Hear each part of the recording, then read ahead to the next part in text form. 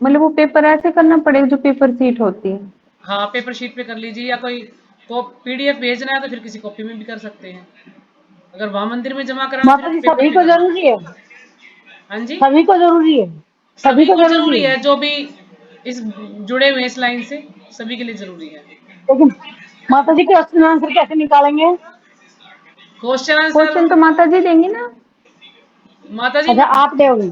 नहीं नहीं, question answer उन्होंने भेज रखा है मंदिर वालों ने। वो मैंने ग्रुप में डाला था काफी अच्छा। दिन पहले, मैं उसको दोबारा से फिर डाल दूंगी।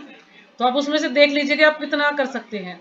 जैसे श्रद्धावान में क्या करना है आपको, जो श्रद्धावान का लेवल है उसमें आपको प्रपात जी का प्रणाम मंत्र, ये चैतन्य महाप्रभु का शिक्षाष्टकम, और ये 10 नाम अपराध, आरती का तो शायद उसमें नहीं लिखा है। ये 4-5 चीजें आपको करनी है, जैसे कि भोग लगाने का मंत्र है, फिर भोग, वो प्रसाद लेने का मंत्र है बाद में, महाप्रसाद गोविंदे वाला। तो इस ये जो मंत्र हैं ये आपको याद करने पड़ेंगे। फिर आप कितनी माला करते हो, कब से जुड़े हुए हो, मंदिर कितने दिन में जाते हो, और आप तुलसी पूजा करते हो, आरती करते हो सुबह। तो ये ऐसे क्वेश्चन पूछे गए हैं श्रद्धावान में, जो श्रद्धावान का लेवल है। माता जी आप भेज देना ऑनलाइन माता जी। तो ये आपको इतना मतलब पता होना चाहिए। जैसे चैतन्य, ये महाप्रभु के शिक्षाष्टकम ये आपको याद होने चाहिए ये बिल्कुल। मेरा बोलना नहीं। शब्द भी इंग्लिश उसमें संस्कृत में पूछ सकते हैं, और आपसे अर्थ भी पूछ सकते हैं किसी का अर्थ क्या है। तो आपको जैसे बिल्कुल रट्टा तो नहीं मार सकते, लेकिन थोड़ा समझ सकते हैं इसमें हम क्या बता सकते हैं। जहां तक तो संस्कृत में ही सुनते हैं, लेकिन कभी हिंदी में, जैसे प्रभुपाद जी का प्रणाम मंत्र है, तो उसके हिंदी पूछ सकते हैं कि इसका क्या अर्थ हुआ। ऐसे आपको थोड़ा सा याद करना पड़ेगा। ऑनलाइन ही पूछेंगे माता जी? हाँ जी, ऑनलाइन इंटरव्यू होगा बाद में, पहले पेपर दिया जाएगा उसके बाद इंटरव्यू होगा। फिर वो ऑनलाइन भी ले सकते हैं, ठीक। मंदिर में भी ले सकते हैं। तो पिछली बार दोनों तरह से हुआ था, कोई मंदिर में जाए तो मंदिर में इंटरव्यू कर दिया था, और कोई ऑनलाइन देना चाहे नहीं जा सकता तो ऑनलाइन भी हो गया था। पेपर करने के बाद इंटरव्यू देना पड़ेगा। वो कोई वहां से एक बार गुरु जी दोबारा हैं, से भेज देना माता जी वो हमें भेज दूंगी। पीडीएफ। तो अभी समय है हमारे पास, तो आप उसको देख लीजिएगा, जो आपको समझ नहीं आए तो मुझसे पूछ लेना। पेपर देख थो कि भाई आप कितना कर सकते हो पेपर उसमें से ना। ये आपको भगवद गीता में से और आत्म साक्षात्कार विज्ञान है, और उसी में से करना है। ये आएगा आपका जीवन कृष्ण मूर्ति सेवक का सुपर। लेवल। पहले लेवल तो उसी में तो ज्यादा बुक वगैरह कुछ है नहीं, उसमें तो सिंपल ही क्वेश्चन पूछे जाएंगे आपसे ना। तो चलो ठीक है, हम पढ़ते हैं। तो आज हम पढ़ेंगे पेज नंबर 8 से। ठीक है, भौतिक प्रकृति क्या है, ये सब निकाल लीजिएगा आपको। तो भौतिक प्रकृति क्या है, अपराध शक्ति, जो कि मैंने आपको पहले भी समझाई है, फिर से समझाने का प्रयास करूंगी कि आप सबको अच्छे से याद हो जाए। क्योंकि ये ऐसी 4-5 चीजें इसमें हैं कि भौतिक प्रकृति, परा प्रकृति, ये हमें समझ आना चाहिए। हमारे कौन से विषय हैं भगवद गीता के, और ज्यादातर भगवान के बारे में, जीव के बारे में 4-5 बात ऐसी हमें होना चाहिए। जैसे सृष्टि कैसे बनती है, भगवान के कितने अवतार हैं, तो ये थोड़ा सा याद करने की कोशिश करनी चाहिए आपको। रट लीजिए इनको अगर ऐसे याद नहीं होते तो। भौतिक प्रकृति क्या है, गीता में इसकी भी व्याख्या अपरा प्रकृति के रूप में हुई है। तो भौतिक प्रकृति क्या है, अपरा प्रकृति है, और भगवद गीता में इसको बताया गया। जैसे मैंने आपको पहले भी नोट्स भेजे थे कि जो अपरा प्रकृति है वो क्या है, बहिरंगा शक्ति है, दुर्गा देवी है। मान लीजिए ऐसे होता है कि बीच में भगवान है, ठीक है, तो ऊपर की तरफ और जो जीव है उसको कहते हैं तटस्थ शक्ति। तो अगर ऊपर की तरफ जाते हैं हम, तो ऊपर भगवान की अंतरंगा शक्ति है। तो यानी जीव तट पे है, उसके अगर बुद्धि काम करेगी तो भगवान की तरफ जाएगा, लेकिन अगर वो उसका ध्यान नहीं जाता, गलत संगत में जाए, तो वो फिर बहिरंगा शक्ति के उसमें चला जाता है। तो नीचे की तरफ आएंगे तो बहिरंगा शक्ति है। तो लेकिन ये भगवान जो है ये हमें स्वतंत्रता देते हैं, अल्प स्वतंत्रता। वो जीव की इच्छा होती है कि वो भगवान की तरफ जाएगा या वो माया देवी की तरफ जाएगा। अगर भगवान की तरफ जाएंगे तो फिर हम भगवान की भक्ति करेंगे, भगवान के धाम चले जाएंगे। लेकिन हम माया की तरफ जाते हैं तो फिर हम ये माया जो हमें दबोच लेती है, अपने चंगुल में फंसा लेती है, और फिर हम क्या करते हैं, हम गलत कार्यों में लगते हैं। हम या फिर अपने परिवार में ही लगे रहते हैं, बस अपनी इंद्रियों को तुष्ट करने में ही लगे रहते हैं कि मुझे अपने परिवार का पालन पोषण करना है, या मुझे बहुत बड़ा बंगला चाहिए, अच्छी गाड़ी चाहिए, या अच्छे पहनने के कपड़े चाहिए, ज़्यादा से ज़्यादा सुख सुविधाएं चाहिए। मतलब पूरी फैसिलिटी मुझे मिलनी चाहिए, कोई कमी नहीं होनी चाहिए, तो इंसान इसमें लगा रहता है, भोग विलास में ही लगा रहता है, अपनी इंद्रियों को तुष्ट करने में लगा रहता है। लेकिन वो भगवान की तरफ यदि जाता है, उसका रुझान भगवान की तरफ होता है, तो वो सोचता है कि मुझे भगवान के भोग बनाना है, भगवान को स्नान कराना है, भगवान की आरती करनी है, भगवान की पूजा करनी है, भगवान को स्नान कराएंगे, या तो भगवान के ग्रंथ, जो ग्रंथ है उनको पढ़ना है, हमें मंदिर जाना है, भक्तों का संग करना है, तो हमारा ध्यान फिर इन चीजों में लगेगा।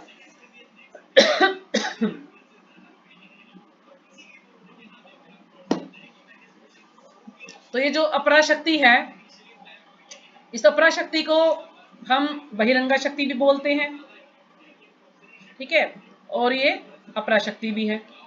तो अपरा शक्ति है, प्रभुपाद जी ने भगवद गीता में बताया है 7.4 में, भूमि रापो अनलो वायु मन खनो बुद्धि रेव च, ये वाला श्लोक है ना, उसमें बताया है कि उनकी जो 8 शक्ति हैं वो क्या है, अपरा प्रकृति क्या है, वो 8 शक्तियां बता रखी हैं, जैसे कि पृथ्वी जल अग्नि वायु आकाश मन बुद्धि अहंकार।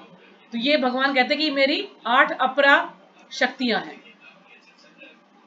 क्योंकि जो शरीर है ये हमारा 5 तत्वों से मिलकर बना है, और जो सूक्ष्म शरीर है वो मन बुद्धि अहंकार से मिलकर बना है। मतलब ऐसा होता है कि पहले आत्मा है, आत्मा के ऊपर है मन बुद्धि अहंकार का सूक्ष्म शरीर, और सूक्ष्म शरीर के ऊपर है 5 तत्वों से बना शरीर, जल अग्नि वायु आकाश पृथ्वी वाला। तो इस प्रकार से 3 चीजें हैं, और जब हमारी मृत्यु होती है तो ये जो भौतिक शरीर है, इसको जो पंच तत्वों से बना है, इसको जला दिया जाता है। लेकिन जो सूक्ष्म शरीर है, मन बुद्धि अहंकार से जो बना शरीर है, वो आत्मा को लेकर वो दूसरे शरीर में प्रवेश कर जाता है। कहते हैं इंसान की जब मृत्यु हो जाती है तो मन बुद्धि अहंकार ये उसका पहले जैसा था वैसा ही रहता है। हमारी जो बुद्धि है, मन है, क्या सोचता है, और अहंकार ये ऐसा ही रहता है। और फिर जो मन बुद्धि अहंकार से बना हुआ जो शरीर है ना, उसी को एक यातना शरीर दिया जाता है। वो फिर जो भी हमने कर्म किए हैं उनका फल उसको भोगना पड़ता है। तो ये बताया है, मैंने सुना है कई बार। तो इसमें यही बताया कि जो सूक्ष्म शरीर उसी को यातना शरीर दिया जाता है, और फिर वो जो भी कर्म है के अनुसार जो भी दंड है उसको वो भोगना पड़ता है। वो ऐसा शरीर होता है कि उसको कष्ट होता है, लेकिन वो उसको कितना कुछ भी दंड दे ले, मार ले, काट ले, लेकिन वो मरता नहीं है, वो समाप्त नहीं होता, लेकिन उसको कष्ट सहन होता है, दर्द सहन होता है, उसको मरता नहीं है, वो सब कुछ उसको सहन करना पड़ता है। तो फिर ये जो अपरा प्रकृति है, इसको हम भौतिक शक्ति भी बोलते हैं, ठीक है। इसको 3 नाम है इसके, इसको दुर्गा देवी बोलते हैं कई नाम से, मतलब दुर्गा देवी है, बहिरंगा शक्ति है, भौतिक शक्ति है, अपरा शक्ति है, किसी भी नाम से हम इसको पुकार सकते हैं। यह अनित्य है, यानी ये नित्य नहीं है। नित्य तो जो शाश्वत है, ये अनित्य है, और ये निकृष्ट है, यानी ये निकृष्ट है, मतलब बिल्कुल निम्न अवस्था की इसको मान सकते हैं हम, भौतिक शक्ति है। यह मृग मरीचिका जैसी है, मृग मरीचिका जैसी है, यानी हम मृग मरीचिका अर्थ ये है, मान लीजिए हम कहीं पर जा रहे हैं और कुछ ऐसा हमें, जैसे समुद्र ही है और समुद्र के साथ में मान लीजिए कोई पेड़ है, तो जब हम समुद्र में, इस पानी में, नदी में उस समुद्र को देखते तो हमें उल्टा दिखाई देता है ना पेड़ को, तो उसका प्रतिबिंब दिखाई देता है। तो इस प्रकार से मृग मरीचिका का यही है कि हमें मान लीजिए हमें जल दिखाई देता है, हमें दूर से लगता है कि वहां पे जल है, लेकिन हम उसको देखने जाते तो वहां पे हमें कुछ नहीं दिखाई देता। तो ये है प्रतिबिंब, यानी धोखा खाना एक किस्म से, हमें दिखता है जल, लेकिन वो जब पास जाएंगे तो कुछ नहीं दिखाई देता है हमें। तो ये है मृग मरीचिका से इसकी तुलना की गई है, यानी हमें प्रतिबिंब का आभास होता है, हमें परछाई दिखती है, कि ये परछाई में देखते हैं तो सोचते हैं वास्तव में है, लेकिन जब पास जाके देखते हैं तो वो नहीं होता है। और ये भौतिक संसार को उत्पन्न करने वाली है, जो अपरा प्रकृति है भौतिक संसार को उत्पन्न करती है, और ये पराशक्ति से अलग है, पराशक्ति से अलग है अपरा शक्ति। और ब्रह्म संहिता में बताया गया है कि जो ब्रह्म संहिता बुक है उसमें बताया गया कि जो प्रकृति है, शंभु, जो शंभु शिव जी हैं, उनको ये भगवान ने सेवा दी है कि आप सृष्टि कीजिए, मतलब प्रकृति का संग करके और ये जीवों को उत्पन्न कीजिए। तो ये कार्य भगवान नहीं करते हैं, भगवान इनसे अलग होते हैं, और वो शिव जी को, और जो परा प्रकृति है, यानी जो योग जो महामाया है उसको ये सौंप देते हैं, ये अपरा प्रकृति को सौंप देते हैं कि आपको ये जीवों को उत्पन्न करने का कार्य कीजिए आप। क्योंकि भगवान क्या करते हैं, सिर्फ दृष्टिपात करते हैं। दृष्टिपात यानी अब सिर्फ अपनी नजर आंखों से इसको देखते हैं और वो गर्भवती हो जाती है प्रकृति, और फिर उसी से सारे जीव जितने भी हैं प्रकार के 84 लाख योनियां, ये सब उसी से उत्पन्न होते हैं। तो ये इसका इस प्रकार से उसमें भागवतम में बताया थोड़ा सा, तो भगवद गीता में भी बताया है। बाकी जैसे जैसे हम आगे बढ़ेंगे तो और इसको हम विस्तार से पढ़ते जाएंगे। फिर है परा प्रकृति। अब परा प्रकृति क्या है? अंतरंगा शक्ति है। योग माया भी कहते हैं उसको, अंतरंगा शक्ति भी कहते हैं। और जो जीव है, जो यानी जो हम है, आत्मा है, वो क्या है? वो भी परा प्रकृति है। ये तीनों इसी श्रेणी में आते हैं। और जो पराशक्ति है वो 3 विभिन्न चरणों में प्रकट होती है। पराशक्ति के भी 3 भाग हैं, सत, चित, आनंद। तो जो शाश्वत है, सत क्या है? शाश्वत अस्तित्व है हमारा, और चित है शाश्वत आनंद है, और आनंद क्या है? शाश्वत ज्ञान। ये 3 प्रकार के चीजें हैं, सत, चित, आनंद से बना हुआ है। शाश्वत अस्तित्व, शाश्वत आनंद और शाश्वत ज्ञान। शाश्वत अस्तित्व का संबंध संधिनी शक्ति से है। अब जो शाश्वत अस्तित्व है उसका संबंध है संधिनी शक्ति से। उसमें भी 3 शक्तियां हैं। शाश्वत अस्तित्व का संबंध है संधिनी शक्ति से, और शाश्वत आनंद का संबंध है आह्लादिनी शक्ति से, और शाश्वत ज्ञान का संबंध है संवित शक्ति से।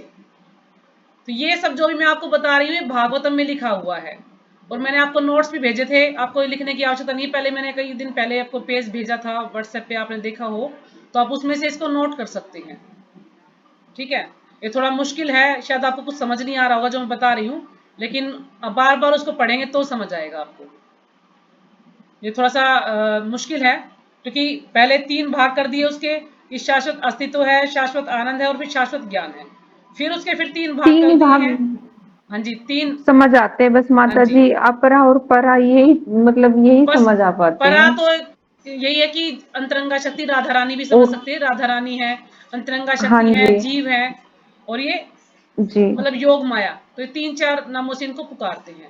और अपरा हाँ। और प्रकृति होती है, वो अपरा का निकृष्ट ये होती है, बहिरंगा और वो दुर्गा हमें इस शक्ति भौतिक होती है संसार जो। में फंसाती है, हमें अपने जो है भ्रमित करती है हमें अपरा प्रकृति, इसको निकृष्ट प्रकृति कहा गया है। तो मैंने बताया कि शाश्वत आनंद का संबंध है आह्लादिनी शक्ति से, और शाश्वत अस्तित्व का संबंध है संधिनी शक्ति से, और शाश्वत ज्ञान का संबंध है संवित शक्ति से। तो ये 3 शक्तियां हैं भगवान की। तो जीव पराशक्ति होने के कारण अपराशक्ति से अलग है, लेकिन जो जीव है, जो आत्मा है, वो क्या है? पराशक्ति है, तो वो अपराशक्ति से बिल्कुल अलग है।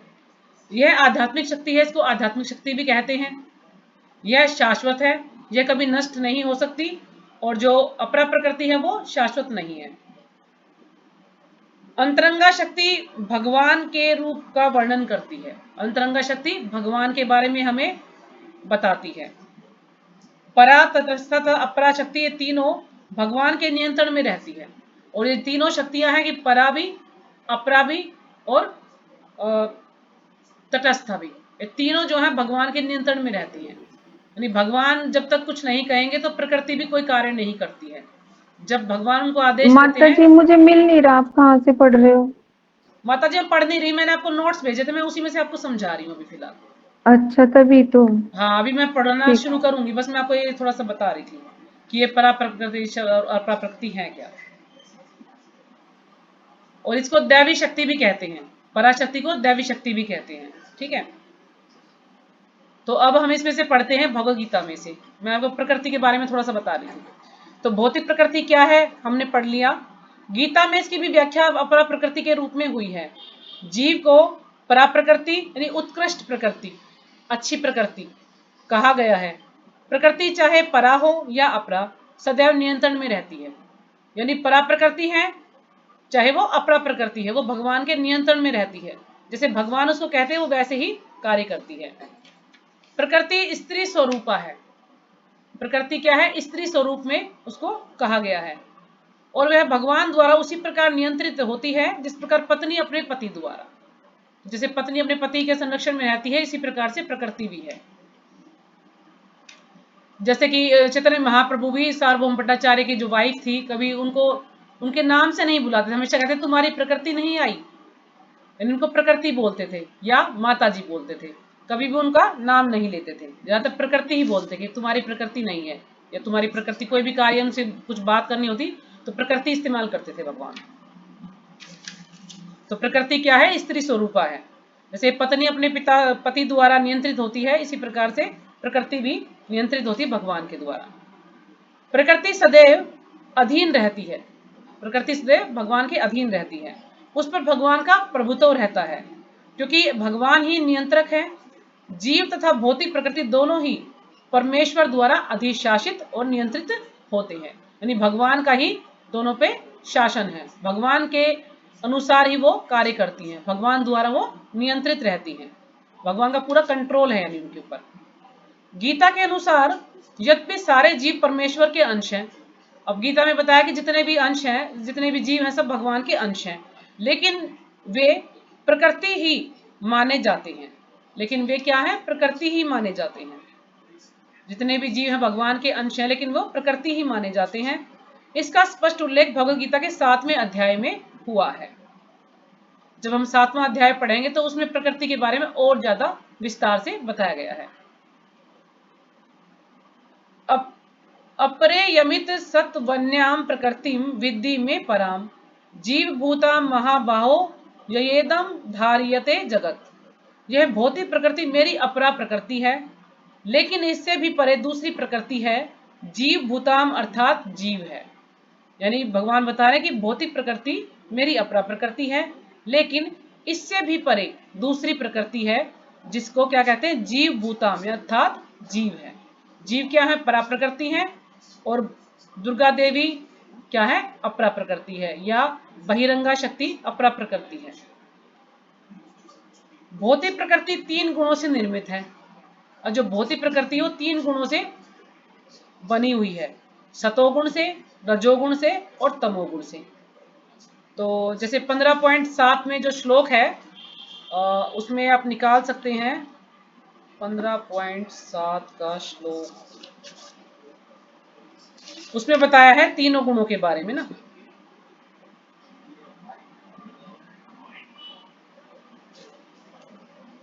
इसमें तो बताया कि ममे वांशो जीव लोके जीवभूत सनातना षष्ठ मन षष्ठा इंद्राणी प्रकृति स्थानी कर्षति।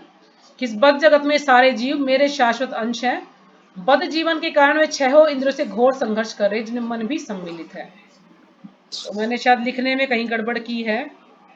एक श्लोक है ना, हाँ, देवी होशा गुणमयी मम माया दुरत्यया मामे वे ये प्रपद्यन्ते माया मेताम तरंती ते। यानी कि जो मेरी ये अपरा प्रकृति है ये काफी दुष्कर है, लेकिन जो मेरे शरण में आ जाता है, जो भगवान की भक्ति करता है, वो इन तीनों गुणों से बनी इस अपरा प्रकृति को आसानी से लांग जाता है। तो भगवान इस श्लोक में बता रही हैं। तो ये शायद पता नहीं कौन से अध्याय का श्लोक है, मुझे अब याद नहीं आ रहा।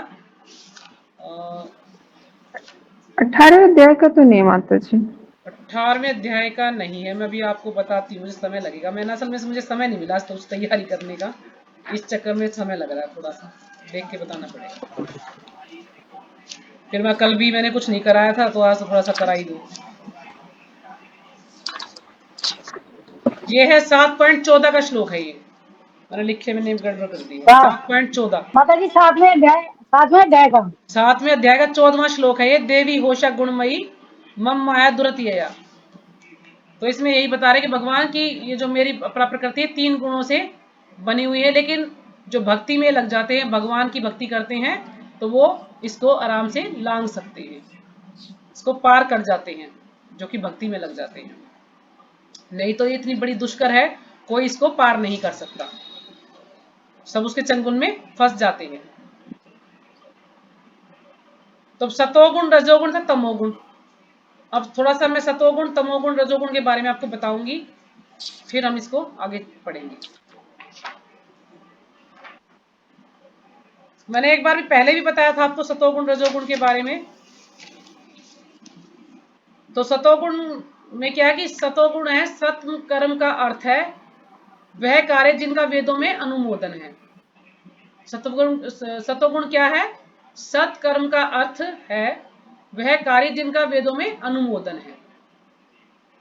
सतोगुण से मनुष्य अन्य बद्धजीवों की तुलना में अधिक चतुर हो जाता है। अब यदि हम सतोगुण में रहेंगे तो हमारा क्या है कि हमें भक्ति करने का मन करेगा, भगवान का नाम लेने का मन करेगा, हम सारे अच्छे कार्य करेंगे, कोई भी गलत कार्य नहीं करेंगे यदि हम सतोगुण में रहेंगे। सतोगुण से माता जी, सतोगुण से मनुष्य अन्य बद्ध जीवों की तुलना में अधिक चतुर हो जाता है। माता जी पूरा लिख नहीं पाएंगे, काफी लंबा है ये, आप समझ लीजिए इसको थोड़ा सा ना, ठीक है बहुत माता बड़ा जी। है। मैंने भी कहीं से नोट किया तो मैं उसको समझा रही हूँ थोड़ा, इसको पढ़ के आपको। तो सतोगुण से मनुष्य अन्य बद्ध जीवों की तुलना में अधिक चतुर है। ठीक है, सतोगुण में यदि रहेगा तो वो बुद्धिमान रहेगा। सतोगुणी पुरुष को भौतिक कष्ट उतना पीड़ित नहीं करते और उसमें भौतिक ज्ञान की प्रगति करने की सूझ होती है। अब जो कष्ट हैं जितने भी, वो अगर सत्वगुण में इंसान है तो उसको ज्यादा परेशान नहीं करते, वो ज्यादा पीड़ित नहीं होता है, और उसको इतनी बुद्धि भी होती है, उसको ज्ञान भी होता है, वो समझ सकता है कि इसको कौन सा कार्य सही है कौन सा गलत है, वो अच्छे से कर सकता है उसको। इसका प्रतिनिधि ब्राह्मण माना जाता है। तो जो सत्वगुण में जो व्यक्ति है उसको ब्राह्मण माना जाता है। तो पहले के समय में क्या था कि सत्वगुण में जो ब्राह्मण लोग वही होते थे, वो क्या करते थे, वेदों का पाठ करते थे, भगवान की भक्ति करते थे, औरों को भगवान के बारे में ज्ञान देते थे, क्योंकि वो सत्वगुण में होते थे। तो इसलिए ब्राह्मणों को उसका प्रतिनिधि बताया गया है कि ब्राह्मण पहले प्रतिनिधि थे सत्वगुण के। सतोगुण का अर्थ है अधिक ज्ञान तथा सुख का अधिकाधिक अनुभव। सतोगुण का अर्थ क्या है कि अधिक ज्ञान जिसको है, या जो अधिक सुख, यानी उसको ज्ञान है, उसको ये भी ज्ञान है कि मुझे कौन सा कार्य करने से सुख मिलेगा, कौन सा कार्य करने से दुख मिलेगा, कौन उसको मतलब ये समझ है, तो वो ऐसे कार्य करता है जिससे वो, उसको गुण है तो वो ज्ञान भी हासिल करता है और अपने सुखी भी रहता है। वो ज्यादा पीड़ा, उसको कोई भी कष्ट जो है ज्यादा पीड़ा नहीं दे सकते उसको क्योंकि ज्ञान है भगवान के बारे में, तो भगवान की भक्ति करता है वो।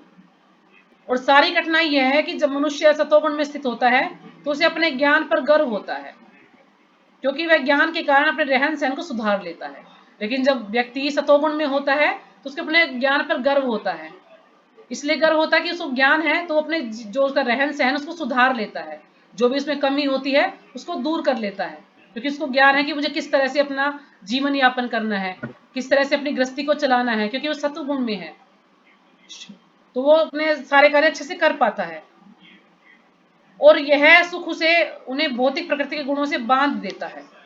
लेकिन कई बार क्या होता है कि ज्यादा गर्वित होने के कारण मनुष्य फिर जो भौतिक गुण है उनसे वो बंध भी जाता है।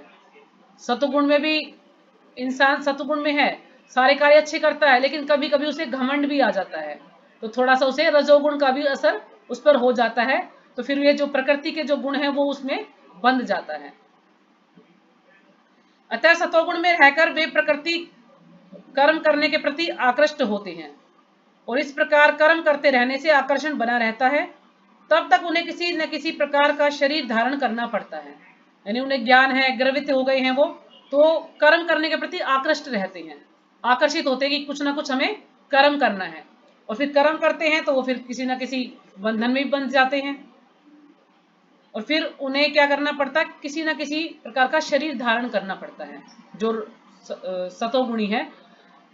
जैसे जैसे ज्ञान होगा तो वो अपने जीवन को सही से कर भी लेंगे, लेकिन कभी कभी घमंड भी आ जाता है, तो फिर क्या होता है, वो प्रकृति के गुणों में बंध जाते हैं, और इस प्रकार फिर वो कर्म करते हैं। जब कर्म करते हैं तो उसके अनुसार उन्हें अच्छा या बुरा जो भी कर्म करते हैं तो फिर उन्हें उसके अनुसार ही शरीर मिलता है।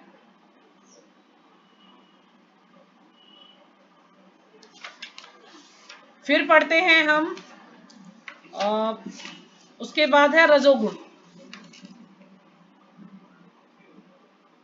वैसे तो हमें इन तीनों गुणों से ऊपर उठना चाहिए, कहते हैं जो शुद्ध सतोगुण है उसमें हमें अपने आप को इतना ऊंचा उठाना कि हम शुद्ध सतोगुण में चले जाएं। शुद्ध सतोगुण होगा जो हम सिर्फ भगवान के लिए ही करेंगे, सब कुछ अपने लिए कुछ नहीं करें, सिर्फ भगवान की भक्ति में लग जाएं, भगवान के बारे में ही सोचेंगे, भगवान का ही बारे में स्मरण करेंगे, हमेशा भगवान की भक्ति के बारे में सोचेंगे, ठीक है ना। तो वो होता है शुद्ध सतुगुण। तो उसके लिए हमें बहुत प्रयास करना पड़ेगा। अभी तो हम कहते हैं ना सत्वगुण में भी नहीं आए हैं, सत्वगुण से ऊपर शुद्ध सत्वगुण में कैसे आएंगे, तो उसके लिए बहुत मेहनत करनी पड़ेगी, बहुत प्रयास करना पड़ेगा। तो अभी है रजोगुण। तो ये थोड़ा सा जैसे कि बता रखा कि रजोगुणी व्यक्ति कैसा होता है, सतोगुणी क्या होता है और तमोगुणी कैसा व्यक्ति होता है। तो रजोगुणी में क्या होता है कि रजोगुण की विशेषता है पुरुष तथा स्त्री का पारस्परिक आकर्षण। तो रजोगुण का अर्थ क्या है, क्या विशेषता है कि स्त्री और पुरुष का आकर्षण, यह है रजोगुण की विशेषता। जब इस रजोगुण में वृद्धि हो जाती है तो मनुष्य भौतिक भोग के लिए लालायित होता है। जब ज्यादा इसमें वृद्धि होती है इस स्त्री पुरुष के संबंध में, तो वो फिर क्या करता है, भौतिक भोग की ज्यादा इच्छा होती है उसके अंदर, वह इंद्रिय तृप्ति चाहता है। रजोगुणी व्यक्ति समाज में या राष्ट्र में सम्मान भी चाहता है। और जो रजोगुणी व्यक्ति है वो क्या सोचता है कि मेरा सम्मान करे, क्योंकि उसके अंदर वही ना थोड़ा अहंकार होता है, तो वो सोचता है कि मेरा सम्मान करे सब, उसके अंदर ये लालसा होती है। और इनकी पूर्ति करने के लिए उसे कठिन श्रम करना पड़ता है। वो चाहता है कि ज्यादा से ज्यादा वो अमीर बन जाए, उसके पास बहुत सारा पैसा हो, तो उसके लिए वो ज्यादा से ज्यादा संघर्ष करता है। क्योंकि जब वो ज्यादा पैसे वाला होगा तो तभी तो लोग उसका सम्मान करेंगे ना, कि भाई ये व्यक्ति बहुत अमीर है, या ये व्यक्ति को बहुत ज्यादा ज्ञान है, या ये जो है बहुत पैसे वाला, तो तभी लोग सम्मान करते हैं। तो इसलिए वो ज्यादा से ज्यादा संघर्ष करता है कि किस प्रकार से मैं ज्यादा से ज्यादा धन कमाऊं ताकि लोग मेरा सम्मान करें। आधुनिक सभ्यता में रजोगुण का स्थान ऊंचा है। आजकल जिसको देखे वो, तो आधुनिक जो सभ्यता है उसमें रजोगुण का स्थान ऊंचा गया है। सब ज्यादातर यही सोचते हैं कि मैं ज्यादा से धन कमाऊं, अपनी इंद्रियों को तुष्ट करूं और मैं खूब सुख सुविधा में रहूं, मुझे कोई भी किसी प्रकार की कोई कमी ना हो, ज्यादा से ज्यादा फैसिलिटी मुझे मिले।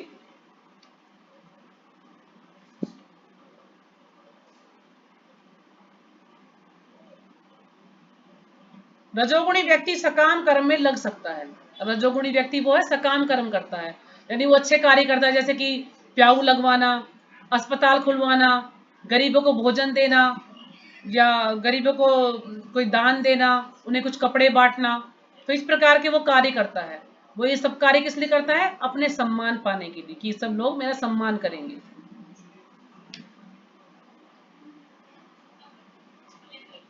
रजोगुणी व्यक्ति कभी भी पहले से प्राप्त पद से संतुष्ट नहीं होता, यानी उसे कोई पद मिला हुआ तो उसे संतुष्ट नहीं होता। वो सोचता कि मैं और ज्यादा मेहनत करूं और मुझे और अच्छा पद मिले, यानी मैं सबसे ऊंचा पद जो है मैं प्राप्त करूं। और ज्यादा से ज्यादा वो अपने परिवार के बीच में रहकर इंद्रिय तृप्ति करना चाहता है, अपनी इंद्रियों को तुष्ट करना चाहता है। तो जब व्यक्ति रजोगुण में मरता है तो वह सकाम कर्मियों के बीच में जन्म ग्रहण करता है। कहते जब रजोगुण में वो मरता है तो क्या होता है कि सकाम कर्मियों के बीच में जन्म ग्रहण करता है। यानी ऐसे ही व्यक्ति जो कि सकाम कर्मी है, जो कि चाहते कि कर्म करने से कुछ ना कुछ मुझे लाभ मिलेगा, अच्छे कर्म जो करते हैं, पुण्य कर्म करते हैं, तो उन्हें कहा जाता है सकाम कर्मी। तो उन्हीं के बीच में ही वो फिर उसको जन्म मिलता है दोबारा से। अब रजोगुण में किए गए कर्म दुख का कारण बनते हैं। अब यदि हम रजोगुण में जो कर्म करते हैं वो क्या हमारे दुख का कारण ही है। उससे क्या होगा कि हम अच्छे कर्म करेंगे तो फिर से हमें जन्म लेना पड़ेगा। अब उदाहरण के लिए, जैसे यदि कोई गगनचुंबी प्रासाद बनवाना चाहता है तो उसके लिए मालिक को धन संग्रह करना पड़ता है। यानी हम चाहते हैं कि बहुत बड़ी इमारत बन जाए, बहुत अच्छा महल बन जाए, तो उसके लिए क्या करना पड़ेगा, बहुत ज्यादा पैसा कमाना पड़ेगा, तभी तो हम बहुत बड़ा महल बना पाएंगे ना। तो उसके लिए हमें क्या करना पड़ेगा, फिर बहुत ज्यादा श्रम करना पड़ेगा, बहुत ज्यादा मेहनत करनी पड़ेगी, बहुत ज्यादा धन कमाना पड़ेगा। तो फिर सारा दिन हम बस काम में ही लगे रहेंगे, तभी तो हमें अच्छा पैसा मिलेगा जब हम ज्यादा मेहनत करेंगे। तो इसलिए वो अपनी मानसिक तुष्टि तो वो कर सकता है, परंतु वास्तविक सुख उसको नहीं मिल सकता। वो अपनी इंद्रियों को तुष्ट कर लेगा, लेकिन जो वास्तविक सुख है वो उसको नहीं मिलेगा। वो चाहे कितना ही धन कमा ले, कितना ही बड़ा महल बना ले, कुछ भी कर ले, लेकिन फिर भी उसको कुछ ना कुछ दुख रहेगा, वो सुखी नहीं हो सकता है। तो इसलिए बताया कि रजोगुणी जो व्यक्ति हैं वो पृथ्वी लोक में ही रह जाते हैं, और जो सत्वगुणी व्यक्ति हैं वो थोड़े किसी ऊंचे लोक में उनका जन्म, ऊंचे लोक में जा सकते हैं वो, या फिर कुछ ऐसे परिवार में उनका जन्म हो सकता है कि जहां उनको भक्ति करने का मौका मिल सकता है। फिर आता है तमोगुणी। तमोगुणी क्या है कि अज्ञान से उत्पन्न तमोगुण समस्त देहधारी जीवों का मोह है। अब अज्ञान से उत्पन्न तमोगुण, अब तमोगुण में क्या होता है, व्यक्ति उसको ज्यादा मोह, ज्यादा आसक्ति रहती है हर चीज से, अपने परिवार से या किसी और वस्तु से वो ज्यादा आसक्त रहता है। और तमोगुणी व्यक्ति क्या होता है, वो बिल्कुल पागल सा हो जाता है हर चीज को प्राप्त करने के लिए। मतलब क्या करता है कि वो आलसी होता है, उसको नींद ज्यादा आती है, वो मांस खाता है, शराब पीता है और बासी भोजन ज्यादा करता है तमोगुणी व्यक्ति, क्योंकि वो अज्ञान में रहता है, उसको ज्ञान ही नहीं है, भगवान का कोई ज्ञान ही नहीं होता उसको, वो अज्ञान में है, इसलिए वो सारे गलत कार्य करता है। वो किसी का भी खून कर देगा, किसी को भी मार देगा, तो क्योंकि वो तमोगुण में है। उदाहरणार्थ प्रत्येक व्यक्ति देखता है कि उसका बाबा मरा है। अब प्रत्येक व्यक्ति को एक ज्ञान है कि आज इसकी मृत्यु हुई है, कल मेरी भी मृत्यु होनी है। जब हम किसी की मृत्यु होती है तो हम उसके साथ जाते हैं, ठीक है, तो हम जब तो ये सोचते हैं अरे भाई हाँ सबको ही जाना है, अब हम भी कभी जा सकते हैं क्योंकि मृत्यु निश्चित है। लेकिन जैसे ही हम घर आते हैं तो हम इस चीज को भूल जाते हैं और फिर अपने कार्यों में लग जाते हैं, अपने परिवार में व्यस्त हो जाते हैं, इस चीज को भूल जाते हैं। क्यों? ये तमोगुण के कारण है। तो हमारे अंदर तमोगुण है इसलिए हम भूल जाते हैं, जबकि हमें ये याद रखना चाहिए कि आज इसकी मृत्यु हुई है, कल तुम्हारा भी नंबर आ सकता है। तो मृत्यु की तैयारी क्या की है हमने, तो हमें कुछ ना कुछ तैयारी करनी चाहिए मृत्यु के लिए। तो लोगों को फिर भी क्या है कि वो ज्ञान नहीं है, वो क्या करते हैं कि ज्यादा से ज्यादा धन संग्रह में करने में लगे रहते हैं, आलसी होते हैं, ज्यादा सोते हैं और सारे जो गलत कार्य हैं वो करते हैं। मतलब जैसे माता जी, पशु का जीवन है ना, ऐसे उनका जीवन हो जाता है। हाँ जी बोलिए। हमने कर रखी है मृत्यु की तैयारी, मतलब मैंने कुछ नहीं क्या रखी माता जी, कहाँ तैयारी की, अभी तो शुरुआत की हमने, जोड़े हैं ना अभी भक्ति से, धीरे धीरे मृत्यु की तैयारी कर पाएंगे हम। तो चलो ये पेज पूरा कर देते हैं, समय हो गया है। तो यही है बस मोटा मोटा आप समझ सकते हैं तमोगुणी व्यक्ति का, सतोगुणी व्यक्ति का, रजोगुणी व्यक्ति का।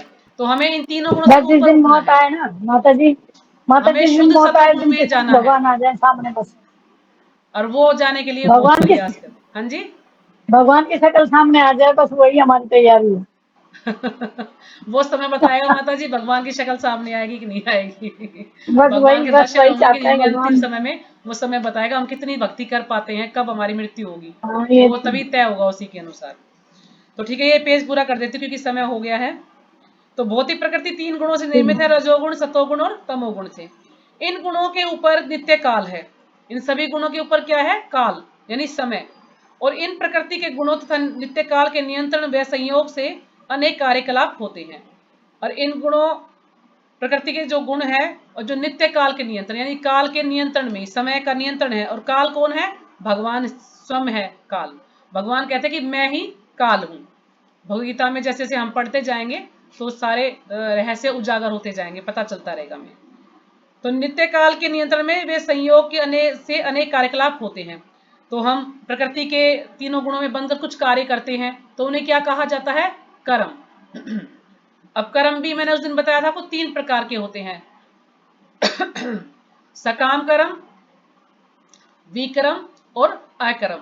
सकाम कर्म जो कि हम अपनी इंद्रियों को तुष्ट करने के लिए करते हैं, यानी मतलब अच्छे कर्म करते हैं कि अच्छा कर्म करेंगे तो हमें फिर हम स्वर्ग लोक में चले जाएंगे, इसलिए हम पुण्य कर्म करते हैं। और जो विकर्म है वो बुरे कर्म है, यानी किसी को मारना, किसी को सताना, किसी को दुख देना, ये विकर्म है, तो इनके लिए भी हमें नरक में जाना पड़ेगा। लेकिन जो अकर्म है वो ऐसे कर्म है जो कि भगवान से संबंधित कर्म है, यानी हम कोई भी कार्य करें तो भगवान के लिए करें। और ये एकदम से तो होगा नहीं, अभ्यास करते करते धीरे धीरे ऐसी स्थिति होगी हमारी कि हम फिर भगवान के बारे में ही सोचे कि भगवान के लिए आज क्या बनाना है, भगवान को उठाना है, भगवान को भोग लगाना है, भगवान को स्नान कराना है, भगवान की आरती करनी है। तो ये जब जैसे जैसे चेतना शुद्ध होती जाएगी तो ये ऐसा भाव हमारे अंदर आएगा, एकदम से नहीं आएगा, तो फिर हम ऐसे कर्म करेंगे। ये कार्यकलाप अनादिकाल से चले आ रहे हैं, यानी हमेशा से ही कार्य चले आ रहे हैं, कोई इसकी कोई समय नहीं कि कब से चले आ रहे हैं, हमेशा से चले आ रहे हैं। और हम सभी अपने कार्यकलाप कर्मों के फलस्वरूप सुख या दुख भोग रहे हैं। उदाहरणार्थ मान ले कि मैं व्यापारी हूं और मैंने बुद्धि के बल पर कठोर श्रम किया है और बहुत संपत्ति संचित कर ली है। तो यहाँ पर प्रभा जी व्यापारी का उदाहरण दे रहे हैं कि उसने काफी कठोर परिश्रम करके बहुत सारा धन संचित कर लिया है। तब तब मैं संपत्ति के सुख का भोगता हूँ, यानी मेरे पास बहुत सारी संपत्ति तो मैं उसका भोगता हूँ, मैं उसका भोग कर सकता हूँ। किंतु यदि मान ले कि व्यापार में हानि से मेरा सब धन जाता रहता है तो फिर दुख का भोगता हो जाता हूँ। यानी कोई हमें लॉस हो जाता है तो फिर हमारा सारा धन चला जाता है, तो फिर भी क्या है, दुख का भोगता भी तो मैं ही हूँगा ना। जब मैं सुख भोग रहा हूं तो दुख भी मुझे ही भोगना पड़ेगा। इसी प्रकार जीवन के प्रत्येक क्षेत्र में हम अपने कर्म के फल का सुख भोगते हैं या उसका कष्ट उठाते हैं, यह कर्म कहलाता है। तो हमें जो भी हमारी परिस्थिति, हमें कष्ट आ रहे हैं या हमें सुख मिल रहा है तो हमारे कर्मों के अनुसार है। कोई कहता कि मेरा पति ऐसा है, मेरी पत्नी ऐसी है, तो ये कर्म के अनुसार ही मिलते हैं। पति पत्नी भी, बच्चे भी कर्म के अनुसार ही मिलते हैं। घर बार रुपया पैसा सब कुछ कर्म के अनुसार मिलता है। जैसे हम कर्म करके आए हैं उसी के अनुसार हमें सब कुछ मिल रहा है। ईश्वर, जीव, प्रकृति, काल तथा कर्म, इन सब की व्याख्या भगवत गीता में हुई है। तो हमने कल भी ये 5 विषय के बारे में चर्चा की थी। इन पांचों में से ईश्वर, जीव, प्रकृति तथा काल शाश्वत हैं। तो ये 4 जो चीजें हैं, ईश्वर, जीव, प्रकृति और काल, ये क्या है, ये शाश्वत हैं, यानी ये हमेशा थे, हैं और रहेंगे। लेकिन जो कर्म है वो शाश्वत नहीं है। आप इसको नोट कर सकते हैं। कोई पूछना चाहे कि कौन सी चीज शाश्वत है, 4 चीजें शाश्वत हैं और कर्म शाश्वत नहीं है।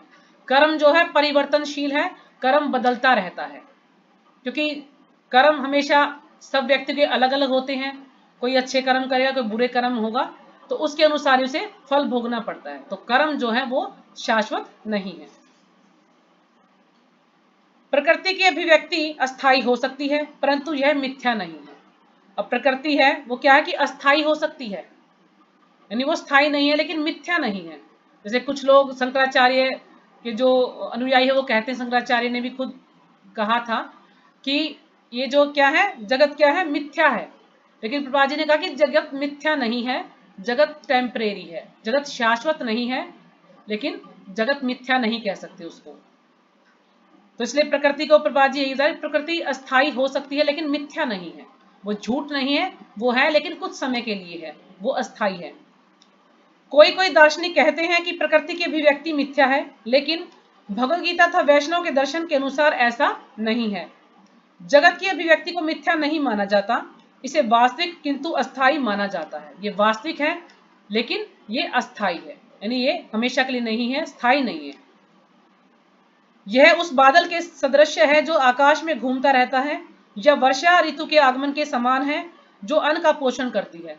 अब जैसे बादल हैं, बादल आते हैं, कुछ समय के लिए आते हैं, बारिश करते हैं और फिर वापस चले जाते हैं। तो ये प्रकृति को भी उससे उसकी तुलना की गई है कि प्रकृति भी अस्थाई है, स्थायी नहीं है, लेकिन वो झूठ नहीं है, मिथ्या नहीं है। वो जैसे बादल आते हैं, वर्षा करते चले जाते हैं, तो प्रकृति का भी ऐसा ही है। जो ही वर्षा ऋतु समाप्त होती है तो बादल चले जाते हैं, त्यों ही वर्षा द्वारा पोषित सारी फसल सूख जाती है। लेकिन जैसे ही जब वर्षा नहीं होती है तो सारी फसल सूख जाती है, और वर्षा होती है तो सारी फसल हरी भरी हो जाती है। इसी प्रकार यह भौतिक अभिव्यक्ति एक निश्चित अंतराल में होती है, कुछ काल तक ठहरती है और फिर लुप्त हो जाती है। तो इसी प्रकार जो भौतिक अभिव्यक्ति है ये कुछ समय के लिए आती है, कुछ समय के लिए ठहरती है और फिर चली जाती है। जैसे कि जो ये हम जीव हैं, हम आते हैं यहाँ पर, जो है बच्चे उत्पन्न करते हैं, अपना परिवार चलाते हैं, और जैसे हमारा समय आता है फिर हमारी मृत्यु हो जाती है। तो इसी प्रकार से भौतिक प्रकृति है, मतलब जितना समय भगवान ने दिया उसके अंतराल में ही वो रहती है। प्रकृति इस रूप में कार्यशील है, प्रकृति इस रूप में कार्य करती है, लेकिन यह चक्र निरंतर चलता रहता है। ये चक्र जो है चलता रहता है, ये बंद नहीं होता है, इसलिए प्रकृति शाश्वत है। इसलिए प्रकृति शाश्वत है। तो यहाँ प्रभुपाद जी कह रहे हैं कि वो इसलिए प्रकृति को शाश्वत है क्योंकि वो हमेशा निरंतर चलता रहता है, कार्य करती रहती है, लेकिन मिथ्या नहीं है, उसको मिथ्या नहीं कहेंगे। भगवान इसे मेरी प्रकृति कहते हैं। भगवान कहते हैं कि मेरी प्रकृति है।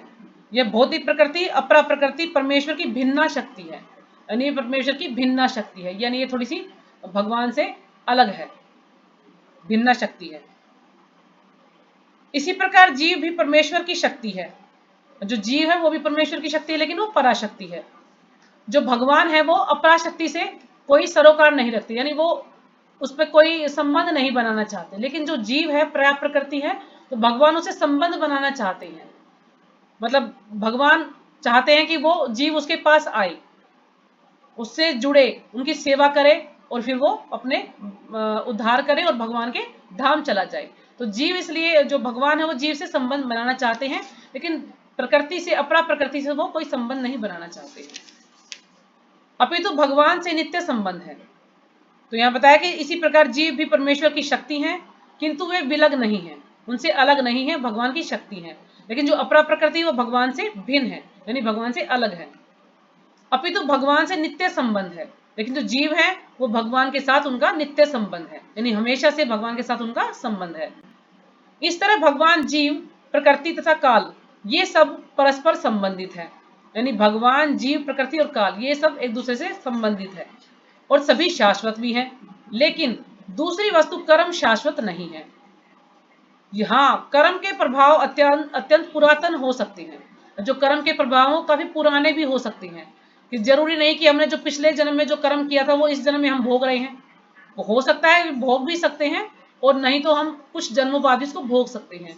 जैसे कि भीष्म पितामह का उदाहरण दिया जाता है कि जब भीष्म पितामह है, उन्होंने कभी पूर्व जन्म में कभी किसी सांप को ऐसे उठा के तीर से, कोई कहता कि वो राजा थे, ऐसे खड़ूस राजा थे, तो उन्होंने सांप रास्ते में आया तो सांप को उठाया और झाड़ियों में फेंक दिया। कोई बताता कि बच्चे के रूप में थे, जब छोटे बच्चे थे तो उन्होंने सांप को उठाया और झाड़ियों में फेंक दिया।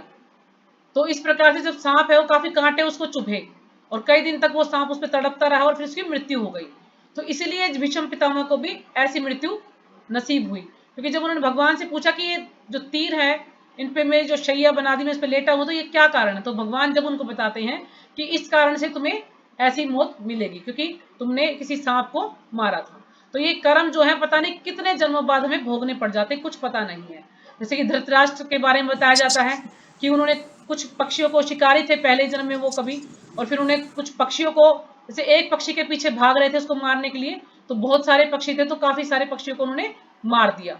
या ऐसा भी बताते हैं कि उन्होंने कुछ ऐसा धुआं किया जिससे कुछ पक्षी जो थे वो अंधे हो गए, तो इस कारण से वो अंधे हुए और इस कारण से उनके 100 पुत्र मारे गए। तो फिर उनसे पूछा गया, उन्होंने भगवान से पूछा कि फिर उसके लिए मुझे मतलब इतने जन्म बाद क्यों ये मिला, तो भगवान ने कहा कि एक पुत्र प्राप्त करने के लिए आदमी को बहुत सारे पुण्य कार्य करने पड़ते हैं, तब जाके एक पुत्र पैदा होता है। तो जब तुम्हारे इतने पुण्य अर्जित हो गए, 50 जन्मों बाद जब तुम्हारे पुण्य अर्जित हो गए कि तुम्हें 100 पुत्रों की प्राप्ति हुई, तो फिर तुम्हें ये कर्म भोगना पड़ा।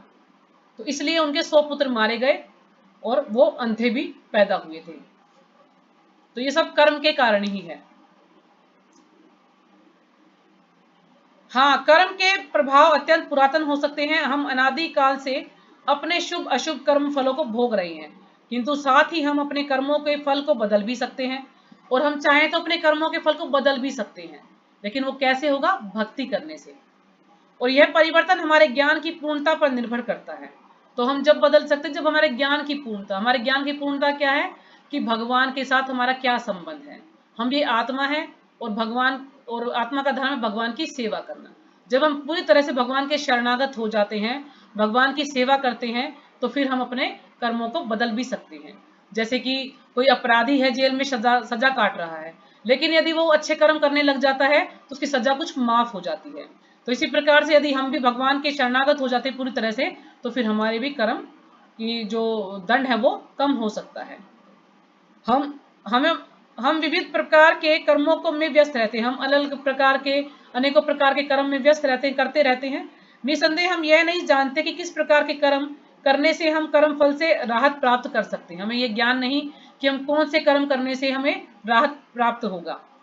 लेकिन भगवत गीता में इसका वही वर्णन किया गया है। लेकिन भगवत गीता के अंदर इसका वर्णन किया गया कि हमें कौन से कर्म करने चाहिए और कौन से नहीं करने चाहिए, किस कर्म के करने से हमें कौन सा फल मिलेगा, ये सब भगवत गीता में बताया गया है। तो हम उसी के अनुसार यदि कर्म करेंगे तो फिर हमें, अब जो कहना जो बीत गया सो बात गया, यानी पहले जो हमने कर्म किए सो किए, पता नहीं उस समय हमने क्या कर्म किए, लेकिन अभी हमें ज्ञान है कि हमें कौन से कर्म करने, क्योंकि हम भक्ति से जुड़े हुए हैं, हमें पता है कि हमें कौन से कर्म करने चाहिए। तो अभी भी हम यदि अपने जीवन को सुधार लें, अभी भी हम ऐसे कोई कार्य ना करें, तो फिर हमारी जो सजा है वो कुछ कम हो सकती है। तो इसलिए हमें भगवान से संबंधित कर्म करने चाहिए, कभी किसी को सताना नहीं चाहिए, परेशान नहीं करना चाहिए, है ना। कहते हैं ना कि हर जीव में भगवान का वास है, तो प्रत्येक जीव में हम ये देखना चाहिए कि भगवान का अंश है। एक चींटी तो को भी हमें कष्ट नहीं पहुंचाना चाहिए, कोशिश करनी चाहिए। अब अनजाने अनजाने में तो हम जाते हैं रोड पे तो चींटियां मरती हैं और उसका तो कुछ कर नहीं सकते, लेकिन वो कहते हैं ना, यदि हमें आसपास में हम देखते हैं तो हमें प्रयास करना चाहिए कि हम किसी को हानि ना पहुंचाएं। ऐसा यदि हमारा स्वभाव हो जाएगा तो फिर धीरे धीरे हमारे जो कर्म है वो कम हो जाएंगे। जो भी कार्य करें हम भगवान के लिए ही करें। तो ठीक है माता जी, किसी को कुछ पूछना है? समय भी हो चला है। माता जी, हाँ जी। माता जी जो पहले कर्म कर दिया हमने, और उसका क्या होगा? जैसे अब कभी अब इस जन्म में अच्छे चूहेदानी में कर्म बच्चे कीजिए थे। ना माता जी, अब इस जन्म में अच्छे कर्म कीजिए, भगवान की भक्ति कीजिए, तो क्या पता हमारे जो पिछले कर्म है वो कट जाएंगे, सजा कुछ कम हो जाएगी। चूहे का बच्चा उठा के बाहर छोड़ी आई थी माता जी, क्या पता कुत्ते ने खाए किसने खाए पता नहीं। देखो वो तो माता जी, मेरे ही कर्म बनेंगे ना। वो तो सभी अपना बचाव तो सभी करते हैं, लेकिन हमें ऐसा करना चाहिए कि हमें इतनी साफ सफाई रखनी चाहिए कि ये जीव जो है हमारे घर में आए ना, चूहे ना हो या कॉकरोच लेकिन वगैरह जैसे माता जी, किचन में हो जाते हैं वो ना हो। जहाँ पे अनाज होता है वहां तो आ ही जाते हैं चूहे हाँ, तो। चूहे आ ही जाते हैं, लेकिन हमने उसको मारा तो नहीं ना। अब अपना तो हम रक्षा करेंगे, भगवान का भोग भी लगता है घर में, अगर वो किसी चीज में मुंह मार जाएंगे तो फिर हम भगवान का भोग कैसे लगा सकते हैं। तो उसको ठीक हमने पकड़ा, उसको बाहर छोड़ दिया। अब वो भगवान की इच्छा है कि मृत्यु तो सभी की होनी है, उसकी मृत्यु जैसे लिखी है वो वैसी होगी, तो उसमें तो माता जी कुछ नहीं कर सकते हैं। जैसे रसोई में ही बहुत फिर से लोग पूछते हैं कि कॉकरोच है, तो यही है कि हम साफ सफाई ज्यादा रखें कि कॉकरोच उत्पन्न ही ना हो, अभी तो नहीं है नाले को माता जी, साफ लेकिन रखें। पहले थे। माता जी, हाँ। पहले जब हाँ जी। होते थे तो फिर माता जी हम जैसे ईंट मार देते थे। हाँ जी, बोलिए माता जी।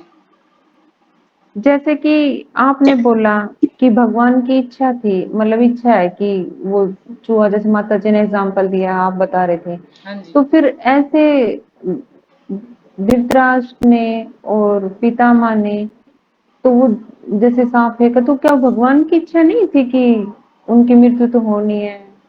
भगवान की तो इच्छा थी तो माता जी, लेकिन वो कहते ना कुछ कर्म, कर्म एक कर्म दूसरा कर्म, कुछ ऐसे कर्म के अनुसार ही होता है सब कुछ ना। अब जैसे बिल्ली है, हमारे घर में बिल्ली है, अब हम तो नहीं चाहते ना कि बिल्ली चूहे को पकड़े, हम ध्यान भी रखते हैं, कोई जीव हमें देता है कोशिश करते हैं उसको बचाने की, लेकिन अब उसकी मृत्यु लिखी हुई है तो फिर क्या करें। अब वो बिल्ली है तो चूहा पकड़ लेती है। एक दिन मैंने उसको देखा कि उसने चूहा पकड़ लिया, अब मैं क्या करूं उसको, मैं उसको छुटाने की कोशिश कर, लेकिन नहीं छोड़ रही हो उसको, उसने मार दिया उसको। अब जैसे माता जी चूहादानी से हम चूहा छोड़ने जाते हाँ, हैं तो कई बार और उसको छोड़ जीव देते भी हैं तो गलती उसके करते पीछे हैं। पीछे कुत्ता भीष्म भागता है। पितामह का ही है। अब भीष्म पितामह की हो सकता है बुद्धि, वो किस गुण में थे, ये हो सकता है ना माता जी, किस गुण में उन्होंने ये अपराध किया। अब इंसान जो है 24 घंटे तो हर सत्वगुण में नहीं रहेगा, वो मिश्रित रहता है, कभी सत्वगुण का ज्यादा जोर है, कभी तमोगुण का ज्यादा जोर है, कभी रजोगुण का ज्यादा जोर है, मिश्रित होता है वो। तो इस कारण से उन्होंने कुछ ऐसा कर्म किया। कहते ना भगवान कर्म करने में हमें स्वतंत्रता दी हुई है कि हम कर्म क्या करें, हम भगवान की तरफ जाएं या हम गलत कार्य में लगे।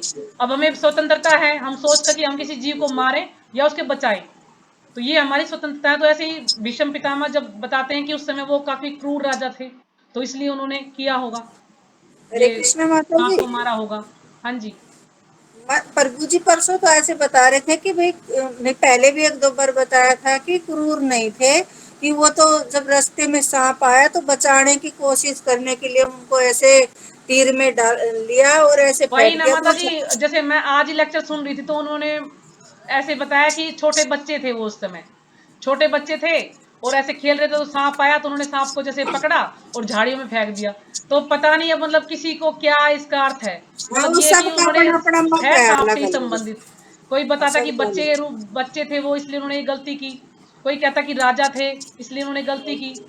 तो मतलब कुछ कह नहीं सकते, मेन क्या कि उन्होंने सांप को मारा था, सबने बताया यही कि सांप को ही उन्होंने फेंका था, इसलिए वो झाड़ी में फेंका तो उसकी मृत्यु हो गई। तो कहते तो यही है कि भगवान की इच्छा के बिना किसी की मृत्यु नहीं हो सकती, लेकिन वो जीव के द्वारा कुछ ना कुछ माध्यम तो बनता है कि उन्होंने कैसे उसको मारा। तो वो भीष्म पितामह के ऐसी परिस्थिति बन गई है कि उन्होंने इसको उठाया और उसको फेंक दिया। नहीं तो वो उसको उठा के लेकिन माता जी, उसको ऐसे छोड़ भी सकते थे, साइड में छोड़ भी सकते थे हाँ ना वो उसको, ये ऐसे कि वो मैंने चला जाता घोड़े के जंगल की तरफ। थे ना, तो चलते ऐसे तीर में उठाया और ऐसे फेंक दिया, तो वो झाड़ियों में फेंकना भी झाड़ियों नहीं में गिर गया, चाहते थे, तो उसको वो लेकिन पकड़ गिरा। के वैसे छोड़ भी सकते थे ना आराम से। लेकिन वो कहते हैं ना, जब बुद्धि हमारी भ्रष्ट होती है या गुण का प्रभाव ज्यादा होता तमोगुण का, तो फिर व्यक्ति ऐसे कार्य करता है। और ये सब करवाने वाले भगवान ही है, क्योंकि भगवान की हाँ, जो योजना है भगवान ना, ने। कोई उसको बदल नहीं सकता और है। लेकिन उनके 100 जन्मों तक उन्होंने पूछा कि भाई मेरे 100 जन्मों तक तो याद है कि मैंने ऐसा कोई पाप नहीं किया, लेकिन हाँ फिर भगवान ने बताया कि 102 जन्म पहले हाँ तब आपने ये किया था, जैसे कि सांप को ऐसे फेंका था, तो वो हाँ सांप झाड़ियों में गिरा, तो उतनी जैसे कि उसकी मृत्यु सूख सूख के हुई थी, उसके मान लो हाँ, कितने कहते 2-3 दिन दर्द। तक तड़फा वो, क्योंकि हाँ कांटे थे तो ना, वो इतने कांटे दिन, पूरे हाँ शरीर में चुभ गए उसके। हाँ इतने दिन आप तड़पोगे, ऐसे हाँ ही धृतराष्ट्र के लेकिन लिए। माता जी, ऐसे भी तो बोलते हैं कि जब भगवान चाहते हैं, भगवान के मर्जी के बिना कोई पत्ता नहीं हिलता। हाँ, तो वही वो तो भी मैं कह रही काम हूँ, एक। योजना तो सब भगवान की है कि वो भगवान ने ना माया देवी को छोड़ रखा है। माया देवी ऐसे हाँ, बुद्धि को भ्रष्ट कर देती कि इंसान अगर ऐसे परिस्थिति में फंस जाता कि वो सोचा क्या करे, तो वो गलत कार्य करना नहीं चाहता, लेकिन फिर भी वो गलत कार्य हो जाता है उसकी हाथ से। करवा देते हैं। हाँ परीक्षित तो महाराज को देख लो, मान लो हाँ, परीक्षित महाराज तो वो गलत कोई थोड़ी ना करना इतना चाहते थे, हो। परीक्षित महाराज तो इतने शुद्ध भक्त थे, लेकिन उनके हाथ से हाँ भी गलत कार्य किया, क्योंकि उनको ये लीला समाप्त करके जाना था। तो कुछ ना कुछ तो हाँ योजना भगवान की होती है, तभी तो इंसान गलत कार्य या सही कार्य करता है मेरे हाँ, हिसाब से तो। उन्होंने तभी बाकी उसका वो पहन और के कोई आ कुछ गए अच्छे से थे समझाना चाहे तो बता सकता है, मुकुट, किसी को ज्ञान हो तो। और कलयुग उसी में बैठ गया फिर। हाँ, लेकिन इतना है कि हम भक्ति में जुड़ेंगे तो हमारे कर्म कम होते हैं, ये तो बिल्कुल पक्का है। जैसे कि अभी समय हो चुका है, अगर आपके पास समय है तो मैं थोड़ा सा कुछ बताऊं आपको। एक बार क्या हुआ, जैसे कि मैं अपना ही उदाहरण दे रही हूँ कि मेरा जो बेटा है छोटे वाला, उसकी कुंडली में लिखा था कि सन 2012 में माँ को कुछ कष्ट है वाहन से, यानी हो सकता है कि मेरा कोई एक्सीडेंट भी हो सकता था। अब मुझे पढ़ा मैंने, ये तो मैंने मतलब इसके बारे में सोचा, मैं भगवान से प्रार्थना की कि भाई ऐसा नहीं होना चाहिए कि मुझे कुछ चोट वोट लग जाए, तो मैं छोटे बच्चे हैं उनको कैसे संभालूं, कौन संभालेगा मेरे बच्चों को। भगवान से प्रार्थना की थी, मुझे चोट लगी लेकिन कुछ फ्रैक्चर वगैरह कुछ भी नहीं हुआ है। क्या हुआ कि मैं स्कूल में जा रही थी, इसको लेने के लिए डेली जाती थी स्कूल में, छोटा छोटा सा ये दूसरी तीसरी में पढ़ता था जब। तो जैसे कि एक स्कूटर बिल्कुल मेरे साइड से निकल के गया, उससे मुझे चोट नहीं लगी। और मुझे चोट कैसे लगी कि ठोकर लगी मुझे, और ठोकर लगने से मैं गिर गई हूँ, और स्कूटर बिल्कुल मेरे साथ में से निकल के गया। उससे क्या हुआ कि मुझे जैसे पैरों में है ना गोडे, इसमें थोड़ी सी चोट लगी, थोड़े से हाथ में लगी, लेकिन इतनी लगी कि मैं अपने परिवार को संभाल पाऊँ। मैंने किसी को बताया भी नहीं घर आके कि मैं गिर गई थी, मुझे चोट लगी, मगर सब मजाक उड़ाएंगे कैसे चल रही थी कि तो गिर गई। तो मैंने फिर ये रियलाइज किया कि भगवान जरूर मुझ पर कृपा की है कि मेरे को फ्रैक्चर होने से बच गया, और मुझे इतनी सी चोट में मेरा काम चल गया। और फिर मैं अपने परिवार को, कि मेरी सास भी बीमार है, मेरे बच्चे भी छोटे थे उस समय, तो बहुत मतलब, अगर ये ना कहना तो नहीं चाहिए, लेकिन अगर मुझे कुछ हो जाए तो मेरे परिवार के बड़ा मुश्किल हो जाएगा चलना। लेकिन भगवान से प्रार्थना की तो भगवान ने मुझे कृपा की कि मुझे वो ना ज्यादा चोट से बचा के थोड़ी चोट में मेरा काम चल गया। तो मतलब जी इसलिए वो ये बिल्कुल ऐसे। पक्का है कि हम भगवान की भक्ति करते हैं, जो कि मैं तो इतना भक्ति करती भी नहीं हूँ, साफ बता रही हूँ।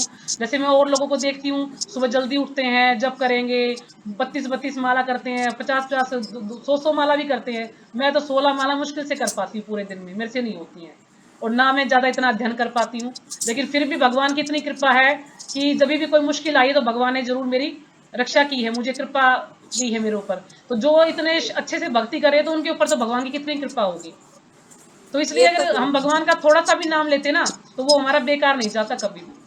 वो कहते हैं हरे ना, भगवान कृष्ण की तरफ माता एक जी, कदम भी बढ़ाएंगे तो भगवान 10 कदम बढ़ाते हैं हमारी तरफ। ऐसे नहीं बोलते हैं कि जैसे कि हम खेत में काम कर रहे हैं, लावणी काट रहे हैं, कटाई हाँ कर जी। रहे हैं, तो जैसे भगवान को याद कर रहे हैं, तो वो जो हमारा कटना तो हाथ होता है, लेकिन वो उंगली कट के रह जाती है, तो वो हाँ हम जी। भगवान को ही धन्यवाद देंगे कि शायद एक तो दोष दें कि मैं तो तेरा नाम ले रही थी फिर भी मेरी उंगली कट गई, लेकिन हमें ये थोड़ी ना पता था हाथ कटने वाला था, ये हाँ तो उंगली कट के रह गई। तो वही हाँ, तो बात है कुछ ना। नहीं है ना, अगर भगवान की भक्ति करते हैं तो भाई फर्क तो पड़ता ही है।